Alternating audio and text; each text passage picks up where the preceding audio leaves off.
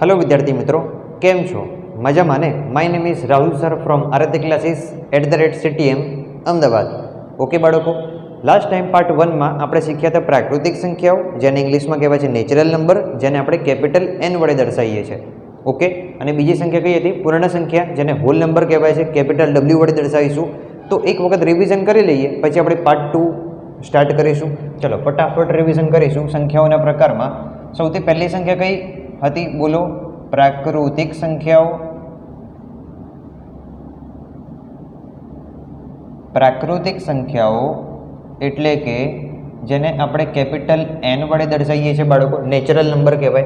तो कई टाइपनी संख्या आवे? बोलो। प्राकृतिक संख्याओमां 1 थी शरूआत थाय अने क्यां सुधी जशे?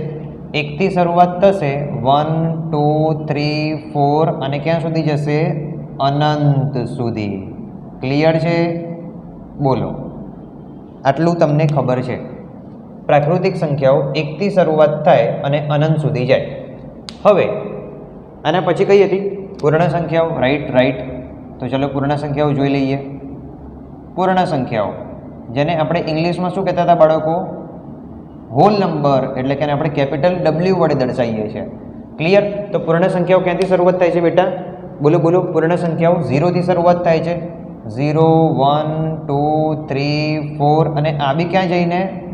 अनंत सुधी चालशे। क्यां सुधी चालशे?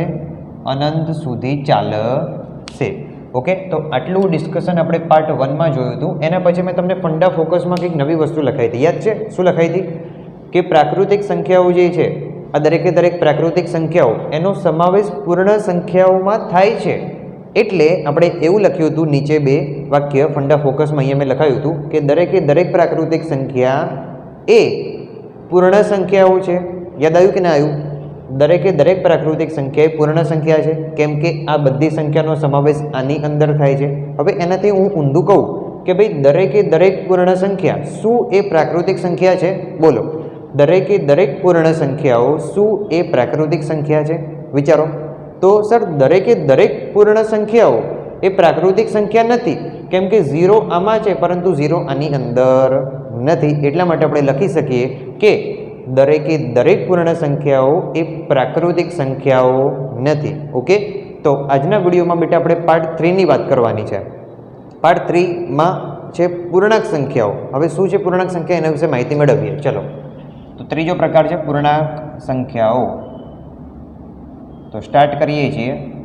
पूर्णांक संख्याओं जेने बेटा आपणे कहीए छे इंग्लिश में इंटीजर्स। शुं कहीए छे आपणे एने? इंटीजर्स। हवे इंटीजर्स छे एटले ने आपणे, तमे कहेशो के सर एने आई वडे दर्शाववामां आवशे, केम के प्राकृतिक संख्याओने नेचरल नंबर कहेता हता तो एने आपणे केपिटल N वडे दर्शावता हता। पछी पूर्ण संख्याओने W वडे दर्शावता हता, छे के नहीं? परंतु अहींया पूर्णांक संख्याओं छे बेटा, तो एने इंग्लिश में इंटीजर्स एटले के आपणे एने शेना वडे दर्शावीशुं? आई वडे नहीं, आई वडे नहीं, एने आपणे दर्शावीशुं Z वडे। शेना वडे दर्शावीशुं? Z वडे। ओके बाळको, तो हवे पूर्णांक संख्याओमां छे एमां केवी टाइपनी संख्याओ समावेश थाय? जोजो ध्यानथी। पूर्णांक संख्याओमां अनंतथी चालू थाय बाळको, अनंतथी चालू थाय छे अने अनंतथी चालू थाय संख्या डैश डैश डैश लखुं छुं -3 -2 -1 0 1 2 3 અને અપ ટુ અનંત સુધી। ક્યાં સુધી?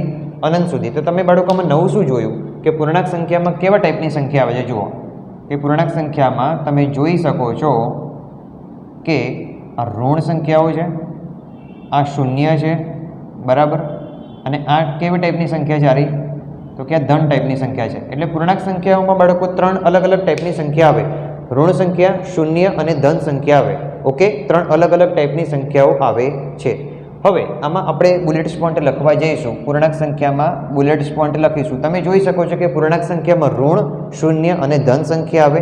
હવે તો એ જ સૌથી પહેલો બુલેટ્સ પોઈન્ટ લખીશું। શું લખીશું? ચલો બોલો કે પૂર્ણાંક સંખ્યાઓમાં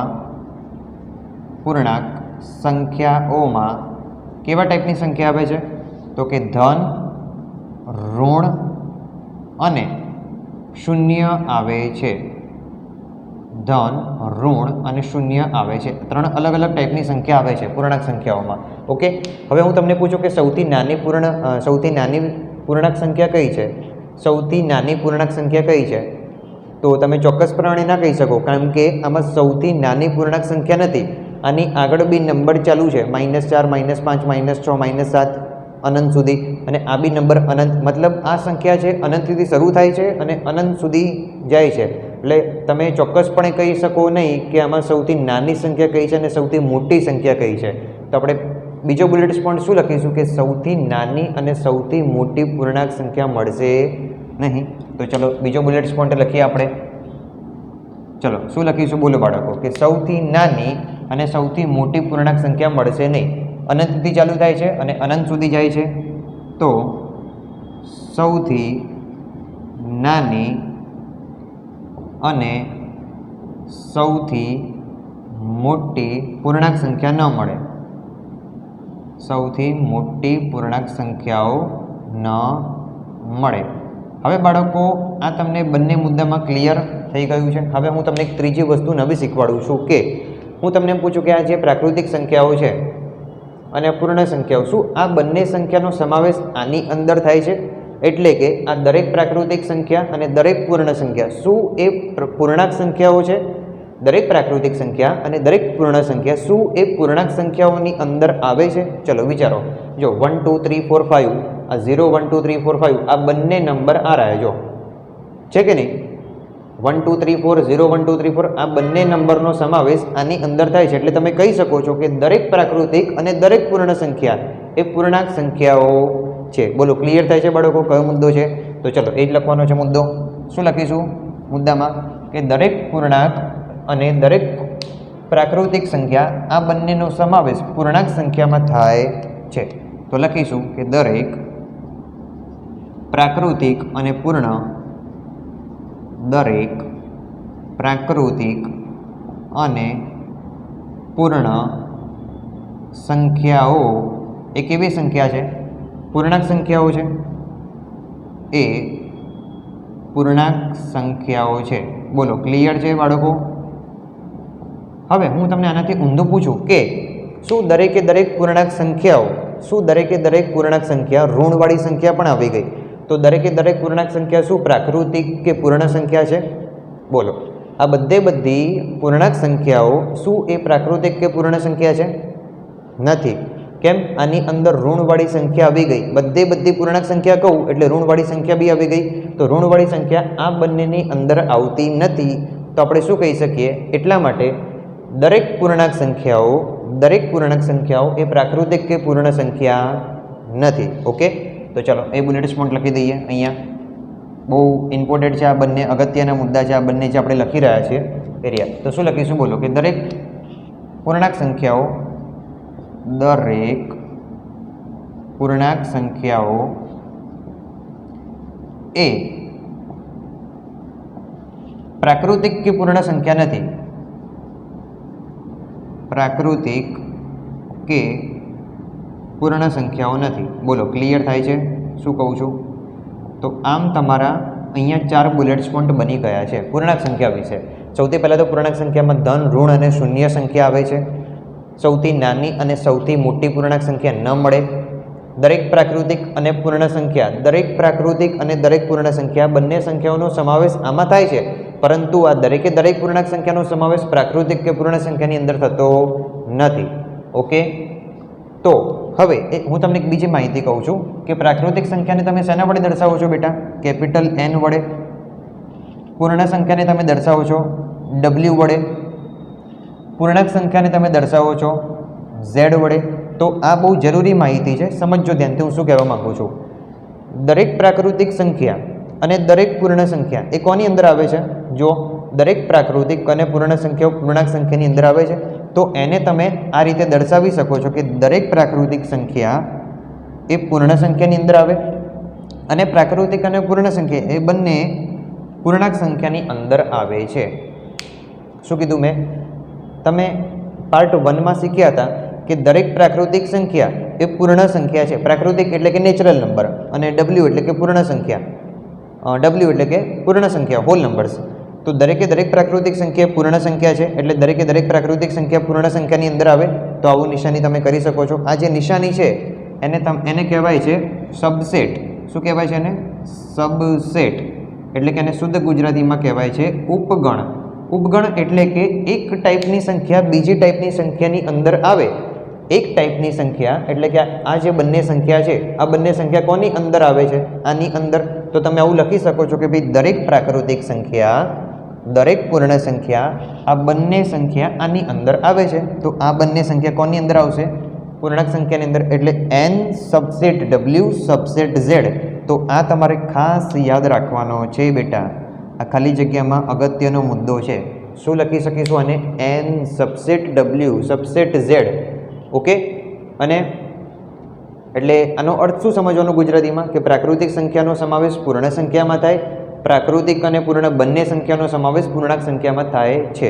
અને જો આની ઉપર આવું લખવામાં આવે કે ભાઈ આ રીતે આડી લીટી હોય, તો આને તમારે સમજવાનું કે નોટ સબસેટ. આને શું સમજવાનું? Not subset. એટલે કે ઉપગણ નથી. એટલે એક ટાઈપની સંખ્યા બીજી ટાઈપમાં આવતી નથી. કેવી રીતે? જો તમને સમજાવું. ધારો કે હું તમને કહું કે ભાઈ આ દરેકે દરેક પૂર્ણાંક સંખ્યા, દરેકે દરેક પૂર્ણાંક સંખ્યા શું એ પ્રાકૃતિક સંખ્યા કે પૂર્ણ સંખ્યા છે? તો હમણાં જ મેં તમને ચલાવ્યું કે દરેકે દરેક પૂર્ણાંક સંખ્યા પ્રાકૃતિક કે પૂર્ણ સંખ્યાઓ નથી. તો એના માટે તમે વાપરી શકો છો આ રીતે કે ભાઈ દરેકે દરેક પૂર્ણાંક સંખ્યા એટલે કે z, દરેકે દરેક પૂર્ણાંક સંખ્યા, ચલો આપણે વ્યવસ્થિત રીતે લખીએ કે ભાઈ દરેકે દરેક પૂર્ણાંક સંખ્યા એટલે કે z એ કોનામાં નથી આવતી? ના તો પૂર્ણ સંખ્યામાં આવે છે અને ના તો પ્રાકૃતિક સંખ્યામાં આવે છે. એટલા માટે આપણે સંબંધ વચ્ચે લખી શકીએ આ રીતનો કે ભાઈ પૂર્ણાંક સંખ્યાઓ એ ના તો પૂર્ણ સંખ્યા છે અને ના તો પ્રાકૃતિક સંખ્યાઓ છે. ક્લિયર? પૂર્ણાંક સંખ્યાઓ એ પૂર્ણ સંખ્યા પણ નથી, પ્રાકૃતિક સંખ્યા બી નથી. ક્લિયર છે? તો જો એક સંખ્યા બીજી સંખ્યાની અંદર આવતી હોય તો આનો ઉપયોગ કરવાનો. પણ જો એક ટાઈપની સંખ્યા બીજાની અંદર ના આવે તો આની ઉપર આમ આડી લીટી મારવાની. જેમ કે તમે ઇક્વલ ટુમાં કરો છો ને, કે જેમ કે ધારો કે 3 હોય તો 3 બરાબર તમે 3 લખો છો આ રીતે, 3 બરાબર 3. પણ હું આવું કહું કે ભાઈ 4 એ 3ના બરાબરમાં નથી, તો આને તમે શું કહો છો? 4 ઇઝ નોટ ઇક્વલ ટુ 3. અને આ નિશાની શાની છે? Is not equal to. એટલે કે બરાબર નથી. 4 એ 3ના બરાબરમાં નથી. એટલા માટે ત્યારે આપણે ઇઝ નોટ ઇક્વલ ટુનો સંબંધ વાપરીએ છીએ. ઓકે. તો અહીંયા તમને લોકોને ખ્યાલ આવી ગયો હશે. આપણો પાર્ટ 2માં પૂર્ણાંક સંખ્યા વિશે માહિતી મેળવી. અને આ જે એક્સ્ટ્રા મેં તમને કામ કર્યું છે, આ બોક્સની અંદર લખ્યું છે, તો એ બી તમારે ખાસ લખવાનું છે સારા અક્ષરે. તો અહીંયા આપણો પાર્ટ 2 પૂરો થાય છે કમ્પ્લીટ રીતે. અને પાર્ટ 1 અને પાર્ટ 2ને સારા અક્ષરે લખી સારી રીતે સમજીને તમારે એનો અભ્યાસ કરવાનો છે. ઓકે. નેક્સ્ટ વિડીયો આવશે નેક્સ્ટ પાર્ટમાં, અને આ બંને સંખ્યાઓ વિશે સમજી લેજો. 3 ટાઈપની સંખ્યા વિશે ખાસ કરીને. ઓકે. એન્ડ ત્યાં સુધી થેન્ક યુ.